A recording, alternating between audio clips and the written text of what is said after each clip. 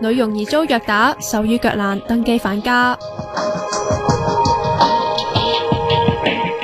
呢個23歲嘅女仔，手掌同埋面都瘀晒，隻腳又有懷疑被滾水淥過嘅傷痕，依家喺印尼一間醫院度留醫。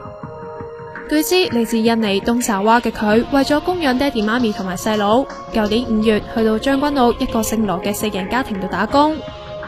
冇幾耐打返俾僱傭公司，投訴僱主要求高又爭人工，想辭職，但之後就冇下文。到咗上個禮拜5，消息話佢嘅僱主冇知會中介公司，就將佢送去機場。凌晨嗰時，成身傷晒嘅佢喺候機室俾雷同鄉同埋入境處職員問咩事。佢最初話係皮膚敏感，唔係被打，唔使報警噶。上咗機之後，佢先話俾僱主用衣架、木棍虐打，又用滾水辣身，唔夠瞓又食唔飽。僱主俾件衫同埋100蚊就要佢返家鄉啊！要同鄉扶住去廁所嘅佢，原來仲傷到要攬尿片添。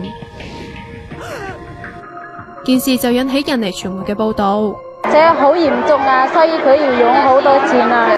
一班喺香港嘅印傭，尋日喺維園幫佢籌到14,000蚊嘅醫藥費，之後又去到印尼駐港總領事館請願。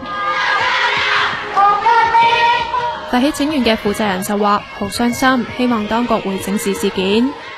負責做中介嘅公司就話冇收過個女仔投訴被虐打，亦都同領事館嘅人去到涉案僱主嗰度了解。不過消息話對方只係隔住道門傾咗1分鐘，話唔知個女仔受傷，又同差人講俾夠錢個辭工嘅女傭走噶。